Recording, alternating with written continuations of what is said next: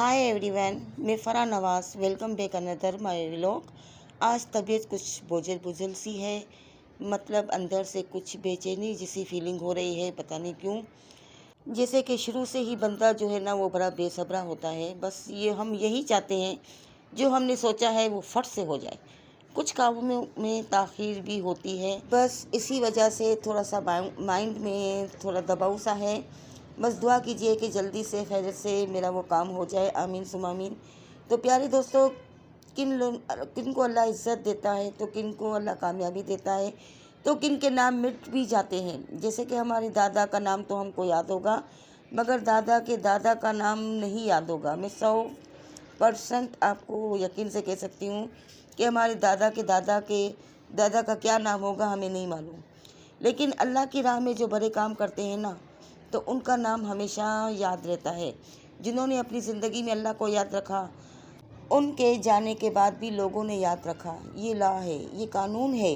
जो अल्लाह की मखलूक की खिदमत करते हैं, अल्लाह उनकी ज़िंदगी में बरकत शामिल कर देता है। तुम शुक्रगुजार रहो, मैं तुम्हें और दूंगा। ये कानून है कुदरत का। सिर्फ 4 दिन की ज़िंदगी है प्यारे दोस्तों, वो भी हम नफ़रतों की नज़र कर देते हैं। मोहब्बतें बांटो, गिला शिकवा कम कर दो, नफ़रतें फैलाने से गुरेज करें। जो हकीकी रिश्ते हैं ना, उनको अपनी नफ़रतों के भेंट मत चढ़ाएं। हम कहते हैं कि हम अपनी माँ बाप से बहुत प्यार करते हैं, सब करते हैं, वो सब करते होंगे, फिर भी भाई भाई से, बहन बहन से नाराज़ क्यों? बचपन में जब भाई बहनें आपस में लड़ती थी तो आप भी लड़ते होंगे, हम लोग भी लड़ा करते थे भाई, क्यों झूठ क्यों बोले। पर थोड़ी देर के बाद फिर मिल जाते थे। क्यों? इसलिए कि हमारे माँ बाप जो होते थे ना, बड़े सरबराह होते थे, तो वो टूटने नहीं देते थे, उलझने नहीं देते थे, कंप्रोमाइज़ करवा देते थे। अब जैसे कि कई लोगों से माँ बाप इस दुनिया में नहीं होंगे तो क्या उनकी रूह को तकलीफ़ नहीं होगी?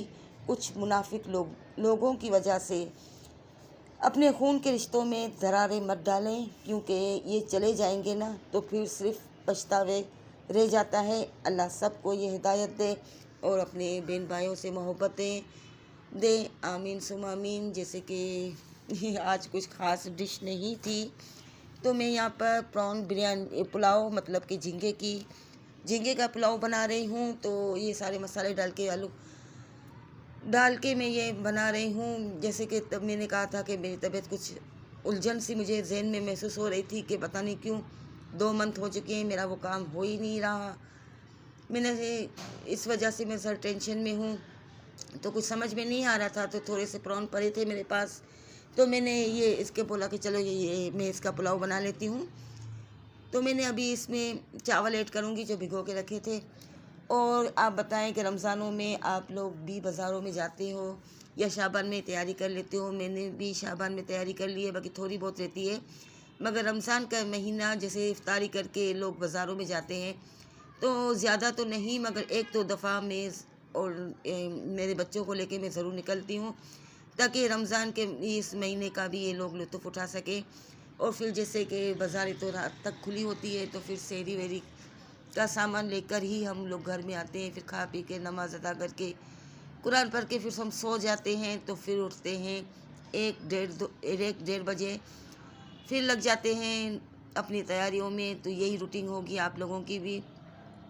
रमज़ान का आवाज़ में तो ख़राश सी, और ये जब मेरा दिमाग में कोई बात चल रही होती है ना, तो फिर मुझे पता नहीं चलता मैं क्या बोल रही हूँ क्या नहीं बोल रही हूँ।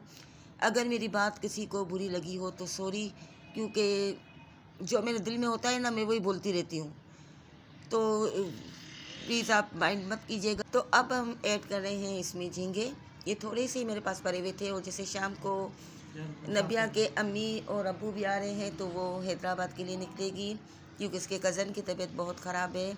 अल्लाह उनको शफ़ा दे, उनको सेहत दे और सेहत वाली ज़िंदगी अता फ़रमाए, आमीन सुम आमीन। तो फिर रमज़ान आ जाएगा, तो फिर मसरूफ़ियत बढ़ जाएगी, तो फिर नबिया नहीं जा सकेगी। तो उसने कहा, तो मैंने भी कहा कि हाँ बेटा पहले जाएँ, आप होके आए। तो उनके अम्मी और अब्बू आ रहे हैं अपनी उसकी दूसरी बहन को भी लेने। तो नबिया भी इनके साथ जाएगी और 2-3 दिन रुक कर फिर वापस आ जाएगी।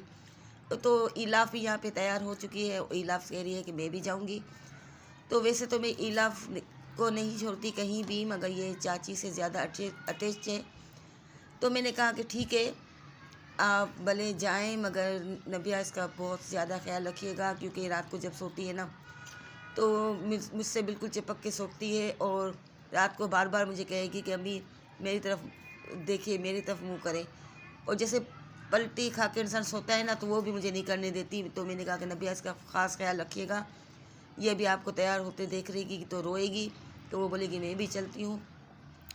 तो आप भले आप इसे ले जाएं, मगर इसका ख्याल बिल्कुल ज़्यादा रखिएगा। तो नबिया बोली कि आप कैसे बातें करे हो इस नबी इलाफ को, मैं भी बहुत चाहती हूँ, और वाकई उसको ज़्यादा ख्याल रखती है इलाफ का। और ये हम लोगों ने चावल डाल दिए, और पानी मैंने चावलों से थोड़ा ऊपर ही डाला है।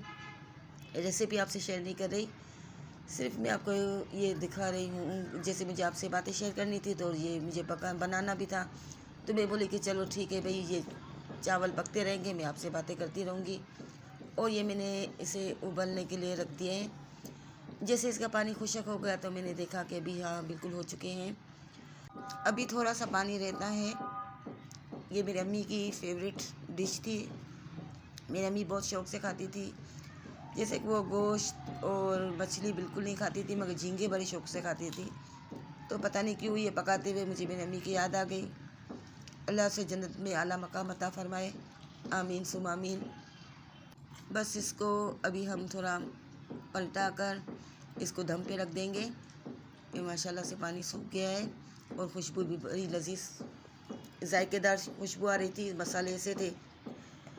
तो बस ये तैयार है। तो अभी मैं इसको थोड़ा सा दम पे रख कर फिर मैं डिश आउट कर लूँगी, क्योंकि मेरे बच्चे जो ये शेरोज़ वाले हैं, ज़मान शेरोज़ तो खा लेता है, मगर ज़मान जो है ना और फ़हद जो है वो इस चीज़ को पसंद नहीं करते। वो ज़मान झींगों को पसंद करता है, मगर चावल में नहीं, सालन चाहिए। तो मेरे पास थोड़े से झींगे थे, तो मैंने कहा अभी इसमें क्या सालन बनाऊँ, तो इससे अच्छा है कि मैं इसके चावल ही बना लेती हूँ, मगर मुझे पता है ज़मान नहीं खाएंगे। तो ये हो गए तैयार। तो अभी हम कर रहे हैं डिश आउट। तो दुआओं में मुझे बिल्कुल याद रखिएगा। मिलते हैं अगले व्लॉग में। देखिए इसका लुक मैं आपको दिखा रही हूँ, माशाल्लाह बहुत ही लजीज बने थे। और नबिया जा रही है हैदराबाद, इलाफ भी। तो फिर देखते हैं क्या सेटिंग होती है। बहुत उदासी अभी से ही मुझे फीलिंग हो रही है। जो एक भी अगर फ़र्द अगर घर से कम हो जाए ना, तो इंसान अकेला महसूस करता है। भले वो घर में सब साथ हो, मैं अकेली भी रहूँ ना, तो फिर मुझे टेंशन नहीं होती कि मुझे ऐसा लगता है कि मेरा घर भरा पड़ा है। मगर अब चलो अल्लाह उन बच्चे को सेहत दे, आमीन सुम आमीन। तो मिलते हैं अगले व्लॉग में। दुआओं में मुझे बिल्कुल याद रखिएगा। तब तक के लिए अल्लाह हाफिज़। Cantiknya buat bibirku tak berhenti.